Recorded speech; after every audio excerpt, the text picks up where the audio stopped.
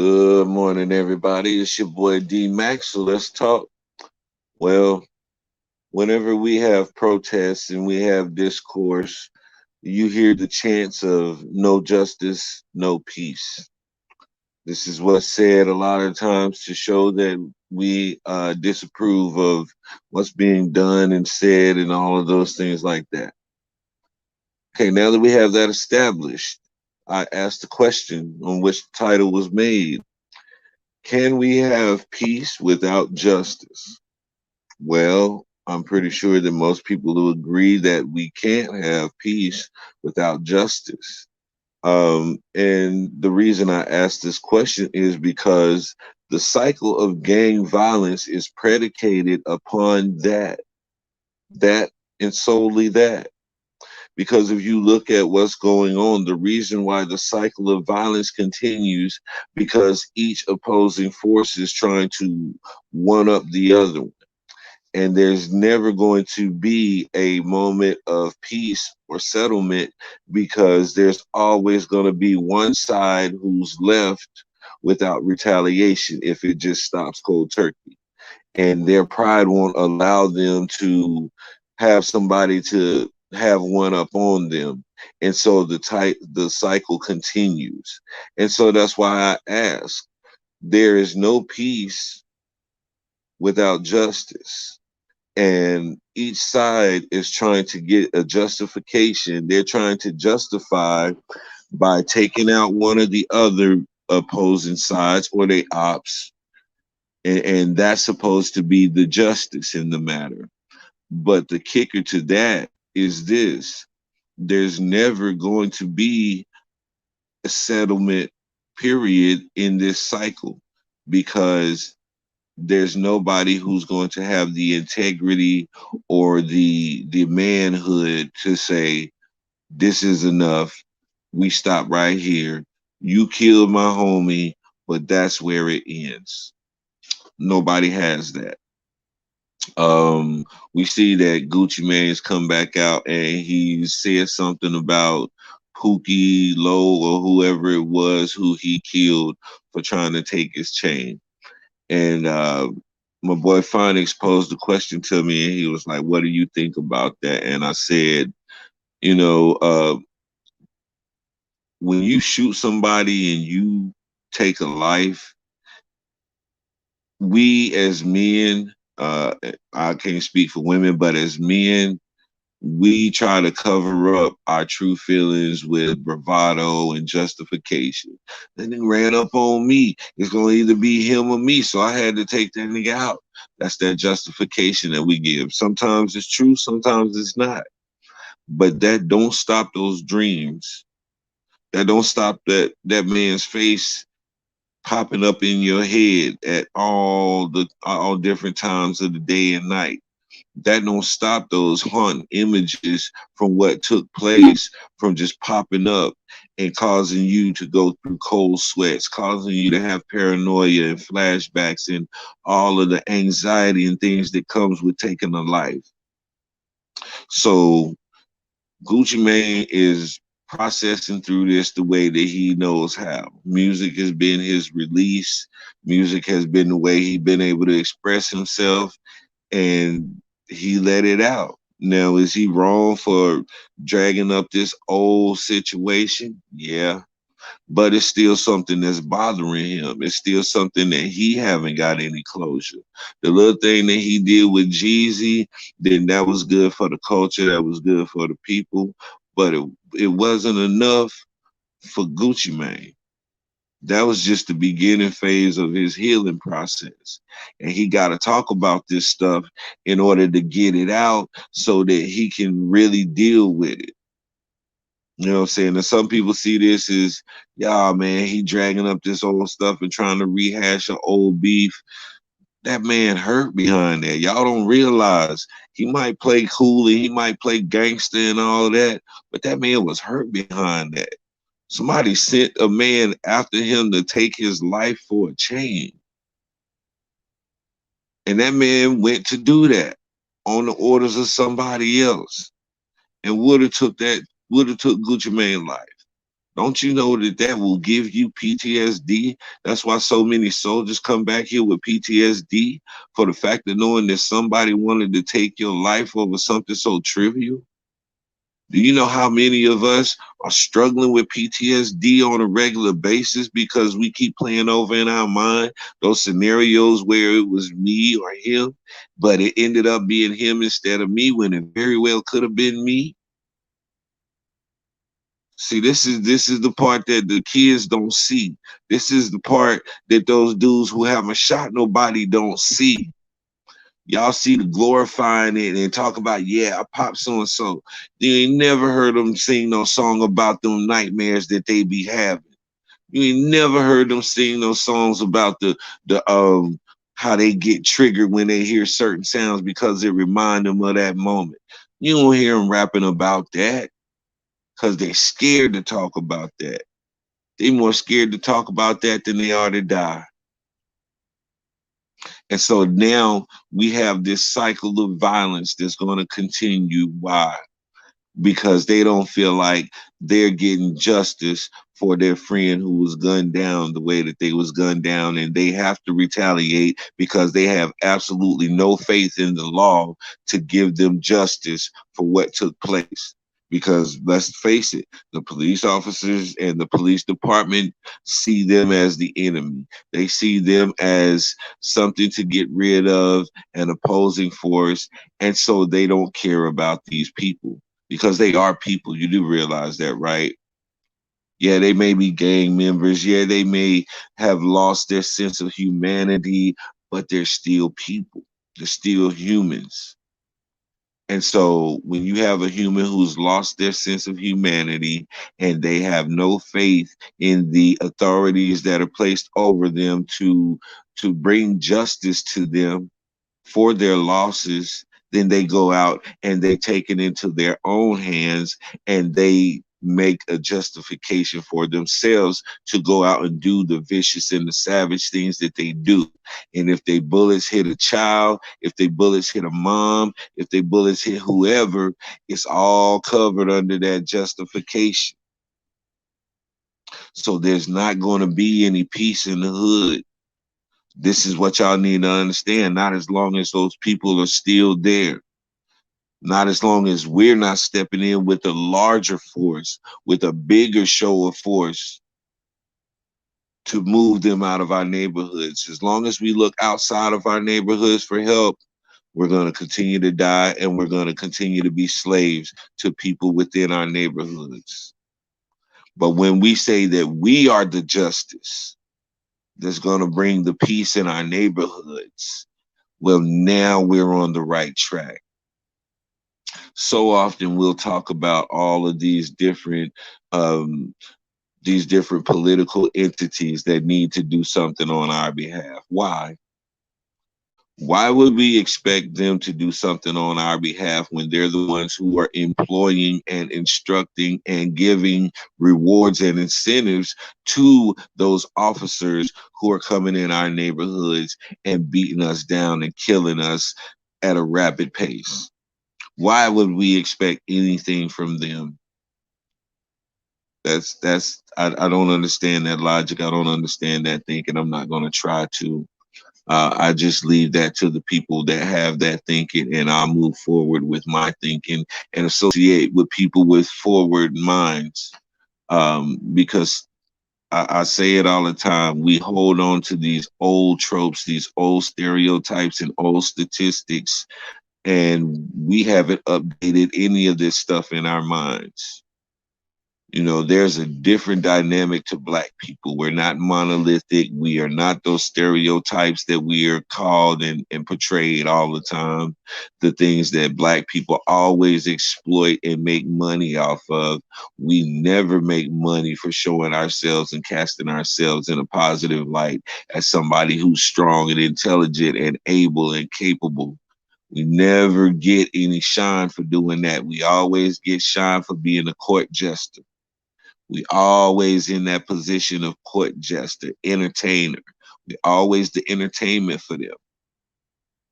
So if you're not the entertainment for them, then you're useless to them, and your sense of humanity has dwindled all the way down to nothing because you refuse to entertain them anymore. And guess what? These murders out in the streets, these fights that are always popping up, these videos, guess what? That's entertainment to them as well.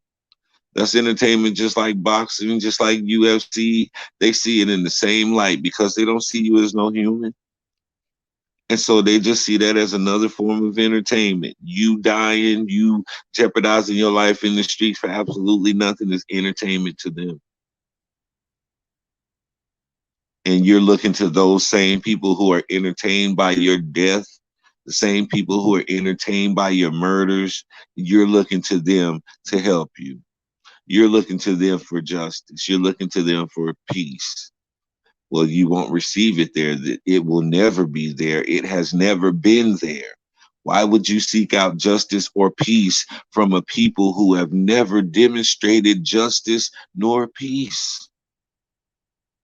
It blows my mind how people will just stay locked in this mindset that these people actually want to help you. There's no justice in our politics.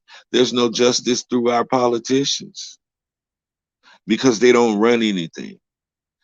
They are figureheads. They are representatives for the people to cast forth that illusion of us having some type of say or some type of word in this country. But we really don't. The people who really control things, you're not going to see their face. Jeff Bezos and Elon Musk money to the real people who control this thing is pennies on the dollar. Okay? Jeff Bezos don't have any money compared to the real people who run this world. Elon Musk don't have any money compared to the real people who run this world.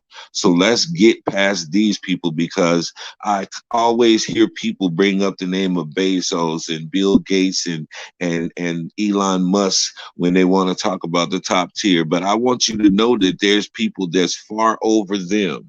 These dudes and their little bit of money that they got, the few billion that they got, is the trust fund of the grandchildren of the men who really run the world.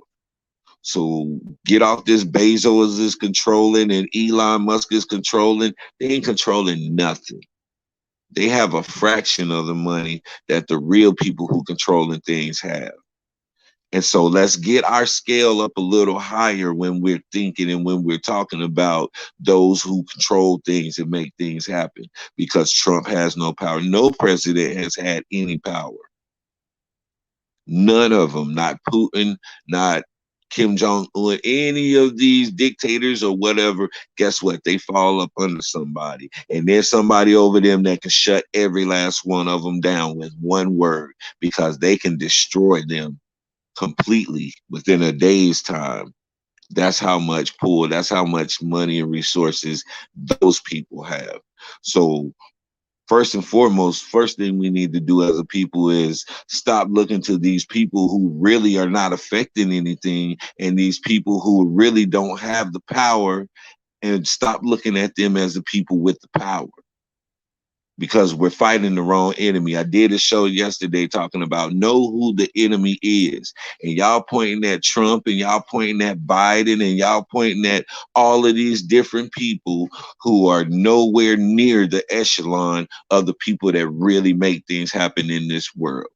So that's why my argument with people can only go so far, because once I figure out that they have limited understanding of that, there's nothing more that I can really say to you. And at that point, I'm going to start to disengage from that conversation with you, because I realize it's going to be fruitless if you don't understand what level I'm speaking on.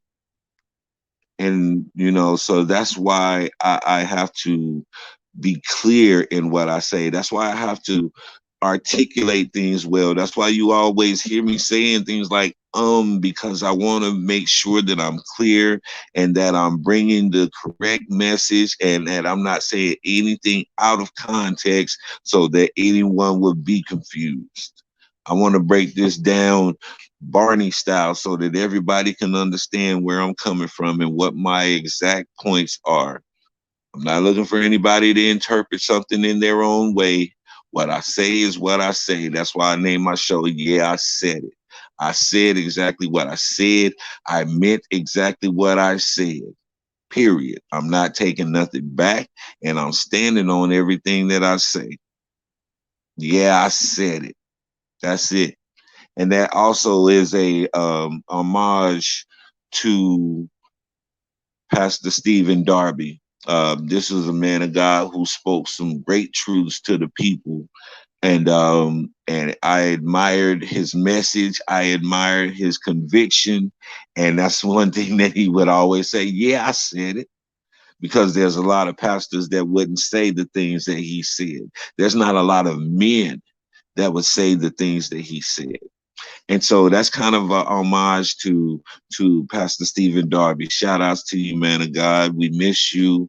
And I'm glad that I was introduced to your ministry and your teaching because you gave me a lot of information that plugged in some holes for me. And I appreciate you and your family dearly for that. And I thank Yahweh for introducing me to you. Um, but not to get too far off topic, let me get back to the topic. Um, these gangs out here, they want justice. They want justice for their homie Pookie. They want justice for their homie little man. They want justice for this guy and that girl, and there's never going to be a point to where they're even. There's never gonna be, all right, we done with this. You got me, I got you. We gonna stop it at that and truce. We're not gonna see that from these young guys. We're not gonna see that from this generation because they don't understand that and they do not understand humanity. They have lost every sense of humanity, and so they don't see any value in anybody to make that consideration. Good morning, my brother, man. I'm talking about these. What's up, Dr. Walsh? This my brother, man. I love your content. I was over there this morning checking it out about the police violence, and that's another part of it right there. When these kids don't see any justice for these police officers that's beating them up on the daily, when these kids don't see any justification for being shot down by these police officers, then they're going to go out and they're going to release that aggression and all of that pent up anxiety that they have. Because just imagine this, a child comes out of his home that has no lights on. His mama's in the room smoking dope with some dude. He's out there. Soon as he come out the door, not only do he have other young black boys hating him and wanting him dead, he has every police officer hating him and wanting him dead. He has every older black woman and man scared of him. And he has all of the younger kids looking up to him and wanting to be like him. This is the average 14 to 15-year-old who steps outside his door every morning. And he steps outside the door with all of that pressure and anxiety on him. And he has to endure through his day with all of that on him. And so this kid is looking for some justice. He's looking for somebody to say, hey, it's all right, little man. How you really doing? And stop to hear his answer to see what he says instead of just saying it and keep on going without waiting for a response from him. There's justice and there's peace, but they can only be together when you have a people who are willing to say enough is enough. There's never going to be any justice for the simple fact that when you shoot my homeboy and I feel like justice is not going to be served by the authorities and I come at you, that's just opening up a whole nother cycle of violence because your people feel the same way that I do. If I go and take one of y'all out, it's the same thing. So it's a crazy dynamic because it's like we're showing love and hate in the same instance.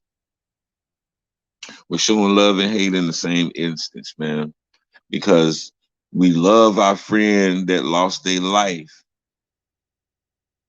but we hate ourselves as a people, so we are willing to go out and kill each other at the drop of a dime because we won't go and kill the Proud Boys. We won't go and kill George Zimmerman. We won't go and kill Derek Chauvin. We won't go and kill any of those police officers that are murdering us on a daily basis and right back in our neighborhood the very next day on patrol. Now, I'm not advocating violence and I'm not saying go out and do any of these things, but I'm making a point that we only seek justice against each other. We don't seek justice when the other people are coming at us, when the other people got their knee on our necks. And I'm just talking about the hood because, yeah, we do have groups like BLM or whoever else who will march for certain things that will further their interests. But for the most part, we don't have nobody that's gonna speak up for that kid who was executed in the alley and stuffed in a trash can. We're not gonna have no justice for that. His mom ain't gonna get no justice. And if the police do kill a kid in the neighborhood, they think giving a couple dollars to the family is justice.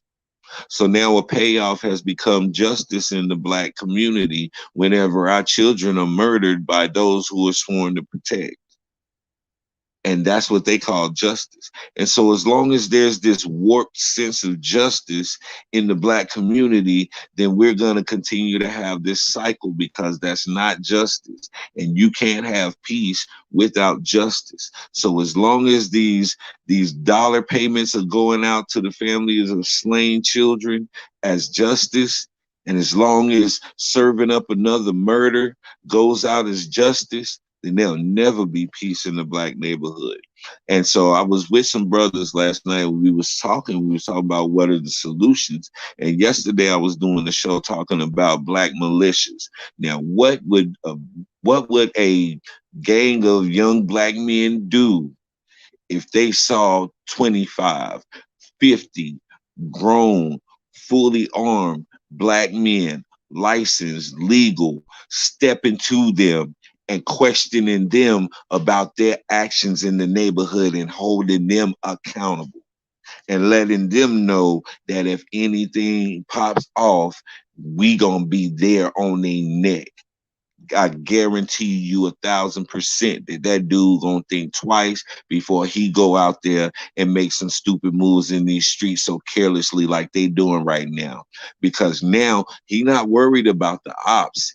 He's worried about these grown men that he's gonna have to be accountable to. See, they ain't worried about they ain't worried about the ops. The ops is their age. The ops is their level of thinking. The ops is got a whole different mission. We have an agenda. We have structure. We have a purpose, and we not backing down. They gonna fold. What did my boy, what's my boy name? Bean say on state property? Either be down or lay down. You know what I'm saying? And that's what it's going to be. That's the way we carry. That's what we got to do. Exactly, my brother. Police our youth.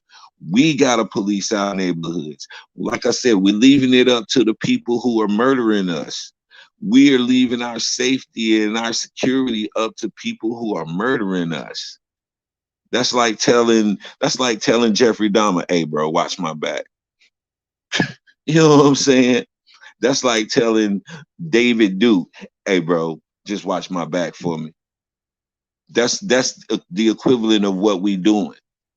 So we giving these enemies our backs to just stab us and shoot us. We just giving it to them, turning it right to them and exposing it to them. We got to cut all that out, man. We are cutting it out. I can't speak for nobody else, but here in Killeen, Texas, in the K, we cutting all that out.